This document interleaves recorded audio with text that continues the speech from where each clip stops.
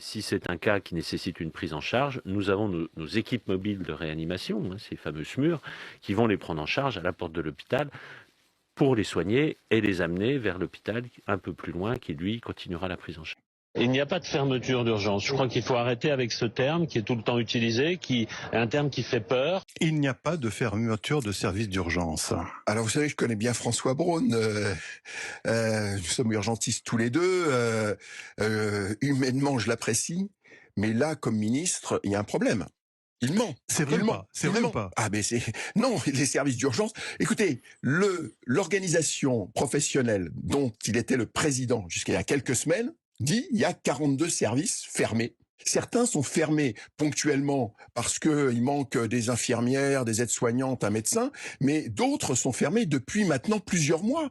Et pas dans des petites villes comme à Draguignan. À Draguignan, ça fait 6 mois que le service d'urgence est fermé la nuit. Fermé. C'est pas une régulation de l'accès. Les agences régionales de santé font en ce moment des campagnes de publicité pour ne pas venir aux urgences qui sont dangereuses. Montrer une personne avec des cheveux blancs, donc d'un certain âge, qui a mal au ventre, qui se tord de douleur, et lui dire ne venez pas aux urgences, mais c'est meurtrier.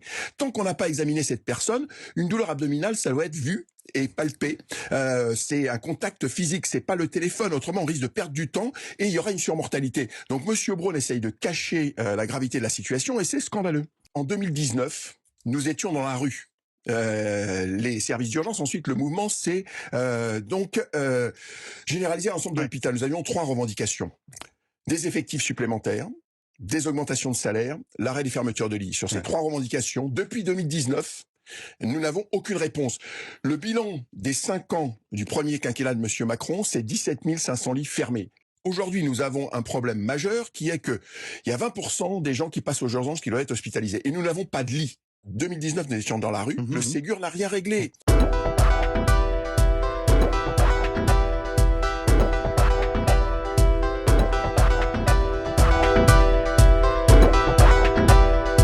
dû fermer pas mal de lits parce que manque de personnel, trop de surcharge de travail. Sur les plannings, on revient en permanence, on est appelé en permanence pour des changements de planning, on revient sur des repos. Moi, personnellement, j'ai à peu près 80 heures de plus qui sont pas rattrapées.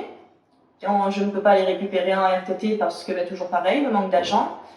Les CA, les congés annuels sont aussi très souvent décalés. Actuellement, nous avons des conditions de travail extrêmement dégradées. Nous avons des équipes de 2 ou 3 personnes maximum, alors que sur les terrains, nous devrions être 5. Ce sous-effectif important engendre un accompagnement des résidents très difficile. Depuis quelques années, nous accueillons aussi des personnes qui ne sont pas polyhandicapées, qui ont par exemple des troubles autistiques, ce qui peut entraîner de la violence sur les soignants. Nous avons en plus l'impression que nous ne sommes pas écoutés par la direction, malgré tous les signalements que nous allons faire. Il manque d'effectifs, du personnel. Donc des fois on y est 2 au lieu de 3, c'est rare, mais ça se fait. On est en positif et on a du mal à récupérer nos heures en plus. Alors la situation de mon service, il y a 32 patients, service plein. C'est un service de personnes âgées. Très souvent, ils sont très dépendants, c'est très lourd. Surtout que je suis seule aide-soignante de nuit, avec une infirmière bien sûr, mais l'infirmière a aussi son travail à faire. Et moi, je dois m'occuper d'échanges de 32 personnes, très souvent toute seule et très souvent très lourdes. On a été en grande souffrance dans mon service par manque de personnel. Il a fallu gérer les astreintes, la nuit, le jour, assurer les blocs opératoires prévus. Ça a été très difficile. Toute l'équipe a géré, mais on est à l'heure d'aujourd'hui très fatigué. Dans mon service, fermeture de lit par manque d'internes, ce qui provoque une perte de chance pour les autres patients. Oui, actuellement, nous vivons quand même des moments compliqués. Alors, manque surtout, gros manque de matériel, glissement des tâches, on revient sur nos jours de repos, beaucoup d'arrêts de travail, dû au Covid et non Covid, une grosse fatigue. On nous rajoute des lits et on ne nous rajoute pas de personnel. Tout ce qui est difficile, c'est le turnover, les plannings qui sont pas adaptés. Donc nous accordons beaucoup moins de temps à nos résidents. La situation dans mon service est à l'image de mon établissement et de nombreux établissements en France. Un manque de personnel récurrent, par exemple au bloc opératoire, il manque beaucoup d'infirmières de bloc, ce qui a une influence certaine sur le flux patient et les opérations. À travers les différentes missions que j'ai pu avoir, tant au niveau de l'aide éducative à domicile ou l'action éducative en milieu ouvert, qui sont deux mesures d'accompagnement dans la protection de l'enfance, j'ai pu constater une dégradation de notre travail, que ce soit en matière d'effectifs ou que ce soit en matière de salaire. On a perdu un quart de nos effectifs en presque 10 ans. Les agents ils sont confrontés tous les jours à des problèmes structurels, des problèmes d'ascenseur, des fuites d'eau. Je manque de moyens, de structures pour accompagner au mieux les jeunes dont j'ai la charge. Il y a une augmentation du nombre d'enfants dont on doit s'occuper. Il y a un manque de structures pour les accueillir, tant dans le handicap que dans la protection. Dans mon service, pour le moment, on a de la chance de ne pas être fermé. C'est pas le cas dans d'autres services. Malheureusement, il y en a 2 qui ont déjà fermé. Dans notre service, les patients sont... Au niveau de la prise en charge, c'est très lourd. Très très lourd. C'est des patients qui sont lourds, on n'est pas forcément en nombre pour s'en occuper. Il y a 32 patients pour une infirmière et une aide-soignante. Donc on peut s'exprimer sur les 3 derniers mois qui ont été très difficiles, avec manque de personnel, de l'absentéisme, des vacances, des postes non remplacés, beaucoup d'heures supplémentaires par notre professionnalisme, de ne pas laisser les collègues et les résidents dans une situation délicate. Là, vu l'été, c'est un petit peu difficile, puisque comme on sait bien, les vacances d'été, le personnel prend des vacances, donc du coup on est un petit peu à mi-effectif. Et l'été, forcément, il y a les vacancières qui viennent consulter. Donc du coup, on se trouve un petit peu engorgé. Donc c'est vrai que c'est dur de pallier à tout ça. Donc en plus de nos patientes qui viennent nous régulièrement chez nous, nous avons les vacancières donc, qui nous demandent les mêmes soins que celles que nous avons actuellement. Donc c'est vrai qu'il est compliqué de les soigner correctement vu que le nombre de patientes est très imposant pour la sage-femme qui fait la garde. Actuellement, je fais partie de ceux dont l'unité a fermé. J'étais ces premiers, donc 32 lits fermés et aujourd'hui je suis dispatché comme tous mes collègues au sein du pôle Trave. Alors je sais qu'effectivement il y a un manque d'effectifs aussi bien des assistantes sociales que des chefs de service, que toutes les personnes qui pourraient justement venir en renfort et en soutien. Aujourd'hui on est en grand manque, donc c'est effectivement très compliqué. Alors actuellement dans notre service d'hématologie, nous avons eu beaucoup de départs qui sont liés à la fois à la retraite, puisque nous avions des agents anciens, et à la fois à la crise Covid qui a touché un petit peu tout le monde au niveau des vocations. Donc nous avons des services où il manque du personnel et où nous ne pouvons pas les remplacer tout simplement parce que le CHU de Nice a décidé de redéployer les infirmières expérimentées comme moi vers les services des urgences et les services satellites des urgences pour pallier au manque de personnel qui a été vraiment aigu cet été. Au sein de mon établissement, il y a énormément de manque de personnel, des fermetures de lits, voire de services complets par manque de personnel médical et paramédical. Et actuellement, dans mon service, donc on a fermé 2 lits il y a 3 ans pour un problème de rentabilité, pour augmenter l'activité de l'hôpital de jour. Et vu que là, il y a des problèmes aux urgences en ce moment, on est en hôpital en tension et ils ont décidé de nous rouvrir un lit supplémentaire, donc à 15 lits, sans augmenter ni le personnel médical, ni le personnel paramédical. La situation dans mon service, il n'y a pas de fermeture. Par contre, ce qui se passe, c'est qu'on est très ralenti vu qu'on est un court séjour. Les services de SSR qui sont fermés, je crois qu'il y a une 70 lits de fermés. Et c'est des accueils qu'il n'y a pas pour les patients qui sortent de court séjour. Du coup, on les garde plus longtemps, c'est pas adapté pour eux et ça cause des difficultés. Dans mon service, vu la fermeture des services qu'il y a eu sur Cimier, on a pu récupérer des agents. Donc pour le moment, on est en effectif potable, on va dire. La seule chose qui nous embête un petit peu, c'est que par rapport à ça, du fait qu'on soit toutes là, quand il manque quelqu'un sur Cimiez, ils nous l'enlèvent. Ils viennent piocher dans notre service sans heures sup la plupart du temps, donc ils jonglent un peu avec ça, donc ça commence un petit peu à... Je travaille ici en maternité depuis 10 ans. J'ai vu une belle dégradation des conditions de travail ici à l'hôpital, due pas seulement au Covid, mais surtout à l'augmentation du nombre de naissances chez nous. Notre activité a augmenté de 20%, mais l'effectif, lui, il n'a pas augmenté. Non seulement ça, mais en plus, on a les fonctions d'aide-soignante, en plus de nos fonctions d'auxiliaire de puériculture. En grande difficulté, en pénurie de personnel, tout grade confondu, des ASH aux services techniques, aux infirmières, aux médecins. Voilà, donc c'est très très compliqué au niveau des effectifs. Alors dans mon service, la situation est compliquée au niveau des plannings, au niveau des jours-nuits qui sont devenus obligatoires.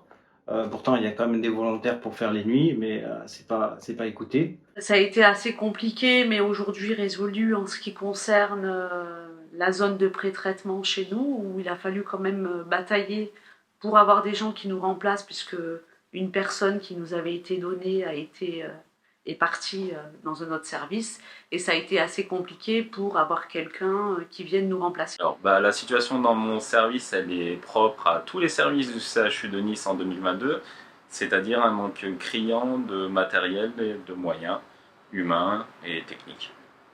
La situation, on voit bien qu'il y a un manque de personnel et on a des problèmes matériels. Il y a une dégradation des conditions de travail.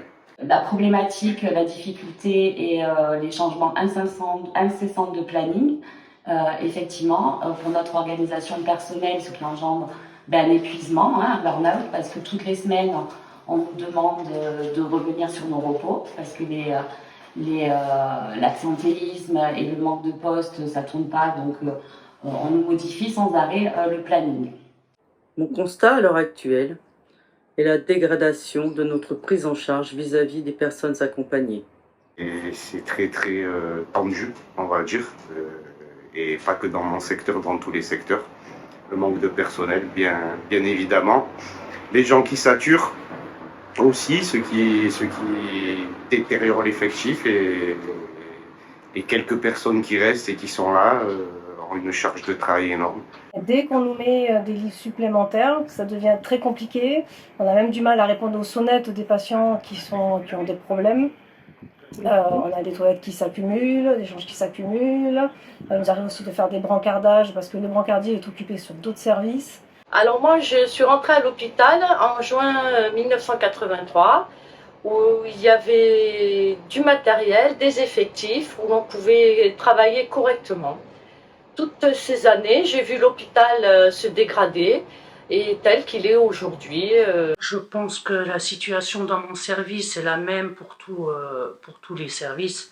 Un manque cruel de personnel, de matériel, de moyens. On bouche les trous de droite et de gauche et ça devient de plus en plus infernal.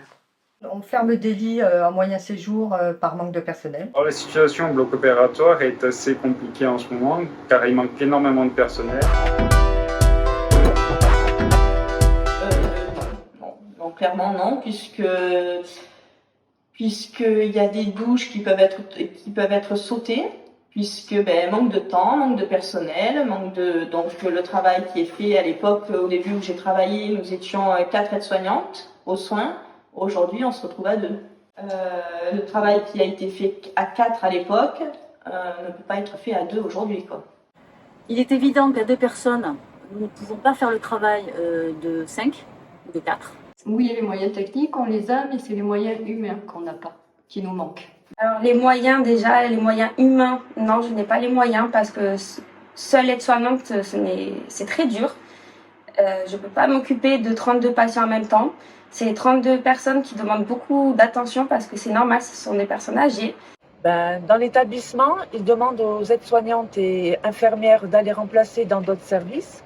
ce qui amène à être en difficulté et mettre les patients en danger, parce qu'une aide-soignante d'endocrinologie ne peut pas aller faire un remplacement en réanimation. Bien, malheureusement, non. Quand je suis rentré à l'hôpital et surtout dans ce métier d'aide-soignant, c'est un métier qu'on choisit, c'est pas un métier où on arrive par hasard. On y vient avec un certain idéal et là, on s'y retrouve plus. Toujours aller plus vite, faire plus avec moins, pallier le manque de collègues, faire plusieurs boulots en même temps. On ne peut pas bien travailler dans ces conditions. Clairement non, c'est pas possible à ce jour. Non, pas du tout. Non, non. Non, parce qu'étant donné qu'on n'est que 2 pour 32, je suis obligée de me détacher pour aider ma collègue aide-soignante. Parce que 32 chambres, c'est super lourd. Et pour bien faire notre travail, il faudrait qu'elle soit au moins 2 aides-soignants. Justement non, parce que quand il s'agit de s'occuper d'une ou 2 patientes, ça va. Mais quand on commence après à passer 4, 5 patientes sur la garde de 12 heures, c'est vrai que ça fait beaucoup et du coup on ne peut pas trop s'en occuper correctement. Au jour d'aujourd'hui, non. Il manque beaucoup de moyens humains. Les patients ont évolué, sont un peu plus lourds. On les garde beaucoup plus longtemps et avec des effectifs très très réduits. Alors actuellement, dans ma fonction d'infirmière en pratique avancée, ça a été compliqué puisqu'on m'a annoncé au mois de juillet que je devais basculer sur un des services satellites des urgences. Et donc, ça a considérablement dégradé la prise en charge de mes patients puisque j'ai dû annuler mes consultations, puisque je n'avais plus accès à leur dossier et à leur suivi. Ce qui fait que j'ai un petit peu l'impression, malgré tout, qu'on m'a forcé à abandonner mes patients pour lesquels je suis quand même une personne ressource, au profit d'autres patients qui ont besoin de moi aussi, mais pour une mission qui n'était pas la mienne au départ. On n'a absolument pas les moyens de bien faire notre travail actuellement, d'une part par le manque de matériel, d'autre part par le manque de personnel.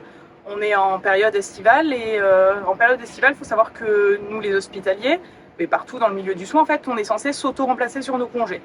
Donc on se retrouve à remplacer nos collègues qui partent en congé. Donc avant nos congés, on fait énormément d'heures, et pas que des heures supplémentaires. Et quand on revient de congé, c'est les autres qui partent en vacances, donc du coup, il faut qu'on se remplace. Donc on se retrouve avec des plannings très serrés, où on ne peut plus faire de changements, à être épuisé avant de partir en vacances. On récupère sur notre temps de vacances, et en revenant de congé, on se retrouve encore une fois épuisé parce qu'il faut qu'on remplace. Si par-dessus, il y a un arrêt maladie, c'est fini, il n'y a plus aucun planning de tourne. Pas toujours. À certains moments de la journée, on a de l'effectif. L'exemple typique dans le manque de personnel, c'est la nuit. 25 patients en court séjour, des entrées qui arrivent de plus en plus tard. Les prises en charge, elles sont compliquées la nuit.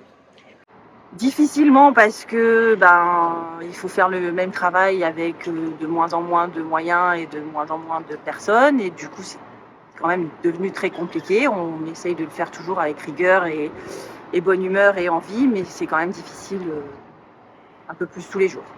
Non, on n'a pas les moyens, notamment en termes d'effectifs. Il faudrait qu'on soit au moins 3 par jour pour assurer la meilleure prise en charge des interventions éventuelles.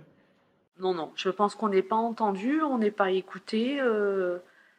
On a beau dire que c'est compliqué, ne serait-ce que pour avoir du matériel, c'est un combat de tous les jours.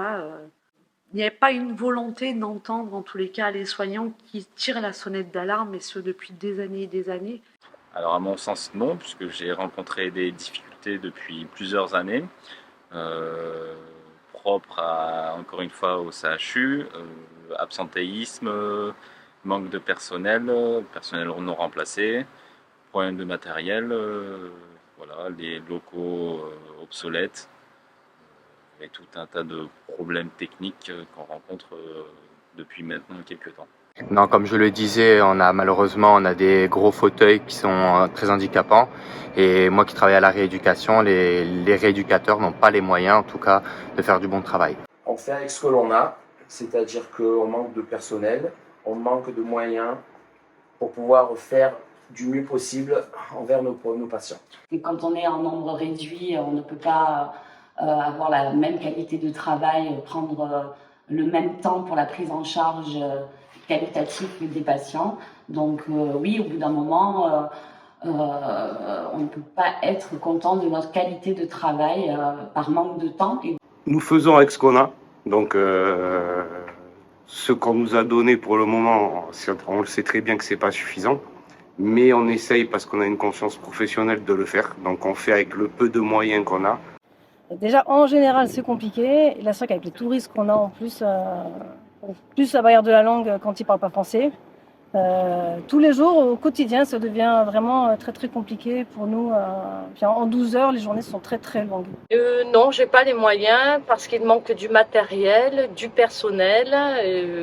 Donc, je ne peux pas faire correctement mon travail et m'occuper des patients. Disons que je suis dans une zone au bloc opératoire qui est la zone de pré-traitement, où on s'occupe plus particulièrement d'instruments et on a besoin de machines et ces machines tombent en panne au fur et à mesure. Donc il y en a déjà 2 qui sont hors service. Depuis combien de temps à peu près? Depuis quelques années maintenant, 4-5 ans. Donc c'est compliqué, les contrats de maintenance n'ont pas été maintenus, enfin c'est infernal. Alors pour retrouver des conditions de travail décentes, évidemment, il faut donner envie au personnel de revenir travailler. Pour ça, il faut augmenter les salaires, il faut arrêter les économies de coups de chandelle un peu partout. Employer du personnel en plus et revaloriser le travail des AS, quoi. Enfin, la paye, peut-être, pour que les gens ils soient un peu plus... Alors moi, déjà, en tant qu'aide-soignante de nuit, comme je vous l'ai dit, il faudrait qu'on soit deux aides-soignantes de nuit avec une infirmière. Dans le plus beau des rêves, 2 infirmières et 2 aides-soignants, ça serait vraiment l'idéal. Mais bon, 2 aides-soignantes déjà, ça serait bien.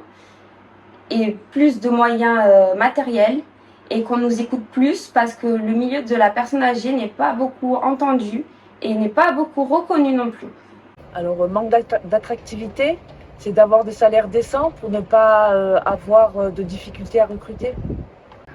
Il faudrait beaucoup de choses, mais je pense que pour moi, l'essentiel déjà, c'est arrêter la tarification à l'acte, qui est véritablement scandaleuse. Ça met la pression aux hôpitaux, ça les met en concurrence les uns les autres. Et puis la tarification à l'acte, il ne faut pas se le cacher, quoi. C'est une recherche perpétuelle de rentabilité. Et qui dit rentabilité dit quoi? Faire des économies sur les salaires, sur le personnel, sur le matériel qui est souvent obsolète, qu'il faudrait changer, sur les projets, les locaux sont décrépits, l'accessibilité aux personnes handicapées, et tout ça s'est arrêté parce qu'il faut faire un maximum de bénéfices. Ça en devient ridicule. Moi, c'est pas pour ça que je suis rentré à l'hôpital public. Je suis rentré à l'hôpital public pour soigner tous les patients. Et là, en ce moment, avec tous les problèmes des urgences, enfin, en ce moment, ça fait des années que ça dure, mais apparemment, nos dirigeants le découvrent. On nous parle de tri de patients. Mais le tri de patients, qu'est-ce que c'est? Mais ça n'a pas à avoir lieu, le tri de patients. Le tri de patients se fait en zone de guerre, en période de guerre, que je sache en France. Il n'y a pas de guerre. Donc moi, je refuse le tri de patients. Je suis rentré à l'hôpital public pour accepter et accueillir tous les malades. Tous nos concitoyens en ont besoin. Donc moi, je ne vais pas trier les gens. C'est pas mon métier. Et puis aussi, pourquoi il manque tant de personnel? Je veux dire, le Covid a été une loupe sur notre profession. Les gens ont bien vu dans quelles conditions on travaillait, quoi, et comment on travaillait. Je veux dire, avec les salaires que l'on touche, qui sont à peine décents, encore plus dans une région comme Nice où tout est cher, les loyers, c'est la moitié de notre salaire. Comment vous voulez attirer les gens avec ça? C'est pas possible, même en faisant des petites mesurettes, là, donner quelques miettes, remonter le point d'indice qui est bloqué depuis 12 ans et qui est à peine à la moitié de l'inflation. Je veux dire, vous allez attirer personne comme ça. Travailler jour, nuit, week-end, vacances, être corvéable à merci, il faut une vraie revalorisation des salaires, quoi. Sinon on n'attirera jamais personne. J'ai l'impression qu'on attend que l'hôpital se meure tranquillement pour changer de système. Eh bien, moi, je suis contre ça. Moi, l'hôpital public, j'y suis attaché pour mes parents, pour ma famille, pour mes enfants, pour tout le monde. C'est un bien commun. Déjà, il faudrait que nos élus nous écoutent quand on revendique l'absence de moyens, le manque de personnel. On a besoin que le service public fonctionne tous les jours. Et déjà, ce qui pourrait nous écouter, nous entendre et avoir des actions adéquates en fonction de nos revendications, de nos besoins. Tout ça pour que le soin puisse perdurer dans le temps et que les patients, les familles soient accueillis comme il se doit. Aujourd'hui, les associations ont du mal à recruter, enfin associations ou même conseil départemental, ont du mal à recruter les professionnels nécessaires à cette prise en charge. Les salaires sont trop bas. Le personnel qu'il faut. Personnel. Donc la nuit, il faudrait être 2 aides-soignants et une infirmière, ça serait le top. Pour vraiment bien prendre en charge les patients, comme il se doit, prendre le temps, parce qu'en vérité, on n'a pas le temps de vraiment bien s'en occuper. C'est lourd physiquement, c'est lourd psychologiquement aussi, ça c'est un truc qu'il faut prendre en compte. Qu'est-ce qui est embauché? Alors, déjà, des fois, pour l'été, avoir un petit peu plus de lits, puisque c'est vrai qu'on est souvent amené à hospitaliser les gens, donc un petit peu plus de lits, mais bon, après, je sais qu'au niveau logistique de notre service, c'est pas toujours évident. 2, le personnel en conséquence. C'est vrai que dernièrement, avec les grèves que nous avions un petit peu démarrées là sur début d'année, on avait demandé à ce qu'on soit un petit peu plus au niveau sage-femme. Donc, c'est-à-dire demander à ce que, par exemple, pour la journée, on soit 3 sages-femmes au lieu de 2 actuellement. Donc, pour l'instant, on n'a pas été entendu. Et là, je trouve que pour cet été, on le paye un petit peu. Comme par exemple moi-même ce week-end du 15 août qui vient de passer, on m'a demandé de venir en renfort pour aider mes collègues où elles étaient débordées au niveau nombre de patientes. Déjà, moi je peux parler de nuit parce que je suis aide-soignant de nuit. Je sais que l'idéal pour nous, ce serait d'être 2. Et actuellement, vous êtes combien? 1. Au CHU de Nice, quand j'ai commencé, on avait ce sentiment d'appartenir à la fonction publique, d'avoir une mission bien précise. Et j'ai l'impression qu'elle se perd un petit peu maintenant au gré des changements, au gré par exemple de la mise en place des pôles, où on a voulu faire des pôles d'excellence. Mais le sentiment qu'on en a, c'est que ce sont des pôles d'excellence médicaux, mais qui n'ont pas pris en compte les paramédicaux qui travaillent dans ces services. Ce qui est terrible, c'est que quand on sort de l'école avec un diplôme, ce diplôme ne fait pas notre compétence complètement. Ce qui fait notre compétence, c'est l'expérience qu'on peut avoir dans une unité, qu'on peut acquérir au fur et à mesure du temps qui passe au contact d'autres professionnels de santé. Et j'ai l'impression que le CHU ne prend plus ça en compte. En fait, on a l'impression que nous ne sommes que des paires de bras qui sont corvéables à merci, qui peuvent aller dans n'importe quel service. Or, dans nos services, nous avons des spécificités. Et ces spécificités-là, elles font aussi la sécurité du patient. Et de nous envoyer dans d'autres services sans aucune formation, sans aucun garde-fou, finalement, ça met en péril à la fois dans nos services nos patients et à la fois dans les autres services où l'on va, la prise en charge d'autres patients aussi. Et c'est ça qui est dommageable. Je pense qu'il faut de l'argent. Il faut des budgets pour arriver à acheter du matériel de bonne qualité. Pas de arrêter d'avoir du matériel défectueux, des choses qui ne fonctionnent pas pour éviter de se casser le dos. Et il faut aussi de l'argent pour arriver à employer du monde et avec un salaire décent, parce que sinon on n'arrivera pas à attirer du monde, et de l'argent pour des formations. Parce qu'à l'heure actuelle, on a des gens sur le CHU qui sont là depuis plusieurs années, qui souhaitent évoluer, qui souhaitent avoir des formations, qui souhaitent devenir aides-soignants, qui souhaitent devenir infirmiers. Et on n'a pas, on nous dit qu'on n'a pas les budgets, qu'on n'arrive pas à ouvrir plus de places alors qu'on est en manque de personnel. Et que ces gens-là, ils sont formés, ils sont dans l'institution, ils ont les valeurs de l'hôpital public et ils ne peuvent pas évoluer. Donc à force, soit ils restent à leur niveau, soit ils partent ailleurs, dans le privé, ils payent des formations. Ajouter du personnel. Les difficultés de recrutement qui sont un problème pour les professionnels mais aussi pour les personnes, parce que les équipes bougent beaucoup. Là où je travaille, les professionnels, l'équipe a été transformée de moitié sur les 2 dernières années.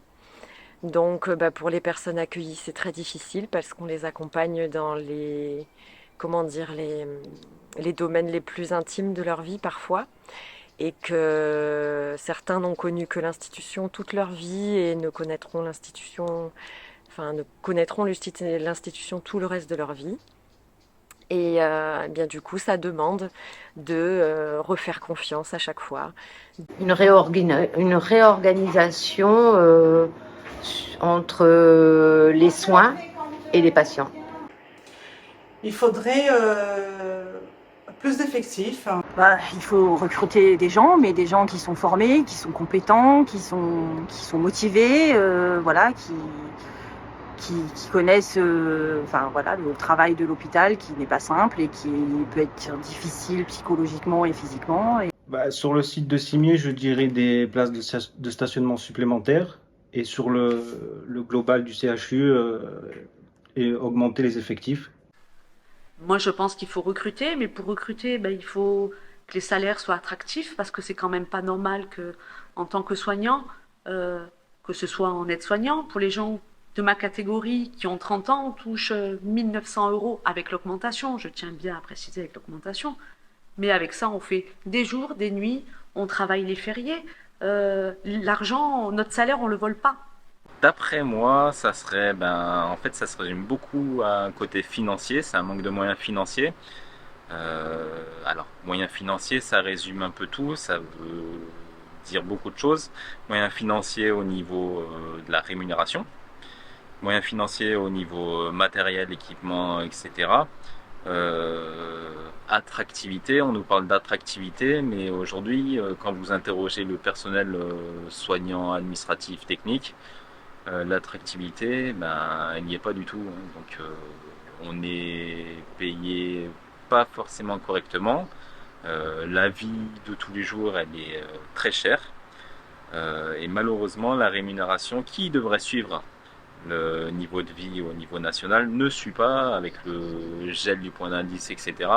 Donc il y a eu quelques toutes petites améliorations avec des pseudo-augmentations, mais ça n'est que des pseudo-rattrapages, puisque quand on compare l'évolution des prix, l'inflation, etc. depuis plusieurs années, on voit que la rémunération des fonctionnaires, et donc des fonctionnaires hospitaliers, ne suit pas. Je pense que déjà il faudrait avoir plus de moyens au niveau du personnel et au niveau aussi beaucoup des matériaux. Quand on pousse des fauteuils qui sont extrêmement lourds, qui ne sont pas adaptés des fois pour les patients, quand on rentre dans les ascenseurs, c'est très compliqué. Et les rééducateurs souffrent beaucoup en tout cas du matériel de rééducation qui sont vraiment plus adaptés et obsolètes. On bonifie pas le personnel qui sont dans les établissements. Et je trouve dommage de pas bonifier ce personnel qui connaît les résidents, qui connaît les établissements. En fait, on continue de massacrer les gens du terrain, voilà. Je trouve ça dommage. Indéniablement, la création de postes, il manque postes soignants sur chaque plage horaire pour avoir une qualité, ce qui se répartit sur la population accueillie dans l'établissement. Ce qu'il faudrait faire, c'est avoir un salaire décent, une revalorisation conséquente, et puis retrouver des cadres éducatifs et non des gestionnaires ou des cadres de santé. Je pense que les gens qui prennent des décisions devraient d'abord parler directement aux gens concernés pour avoir vraiment la situation vraiment réelle. Puis il faudrait aussi avoir du personnel parce que c'est vraiment ce qui manque depuis des années. C'est pas nouveau, hein. Ça fait peut-être 20 ans que l'hôpital demande du personnel, suppression de lits, suppression d'agents. Les moyens qu'on peut mettre en place, c'est un peu compliqué. Il nous faudrait au moins un peu plus de personnel à ce moment-là, des soignants, des infirmiers. Ensuite, on a un manque de matériel aussi. Quand on a besoin de surveiller si une personne a bien uriné, il nous faudrait un bladeur qu'on n'a pas sur notre service. Il doit y en avoir 2 ou 3 sur l'hôpital. Je pense qu'il faudrait que tous les services soient équipés. Ça nous éviterait de courir et de perdre du temps dans tous les sens. Pareil pour tout ce qui est verticalisateur, tout ce qui est moyen d'aider la personne à se mobiliser. Voilà. Donc il faut savoir que ça devient très compliqué dans les services aujourd'hui. Eh bien pour moi, je pense qu'il faudrait plus de matériel, plus de personnel. Déjà mettre un peu plus de personnel, ça c'est sûr. Un peu plus de moyens, qu'on puisse accueillir dignement les patients, parce qu'il ne faut pas oublier qu'on ne travaille pas dans une usine, mais avec de l'humain. Alors il faudrait rehausser le point d'indice pour avoir un meilleur salaire et augmenter l'attractivité au sein de l'hôpital public. Ensuite, il faudrait augmenter le budget de formation car certaines personnes ne peuvent pas évoluer dans leur carrière suite à des refus de bourse ou car on leur dit qu'il manque on n'a pas le budget.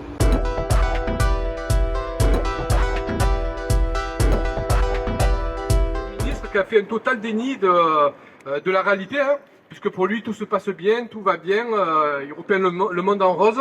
Et il nous a dit que l'été finalement c'est bien passé grâce à ces 41 mesures de la mission Flash. Donc ce qui était intéressant, c'est qu'il y avait SAMU Urgence de France qui était à cette réunion. Donc ce qu'il faut savoir, c'est que le ministre était président de ce syndicat jusqu'à il y a encore quelques semaines avant de prendre le poste de ministre, et que même SAMU Urgence de France a expliqué que c'était le pire été qu'ils n'ont jamais connu dans les urgences.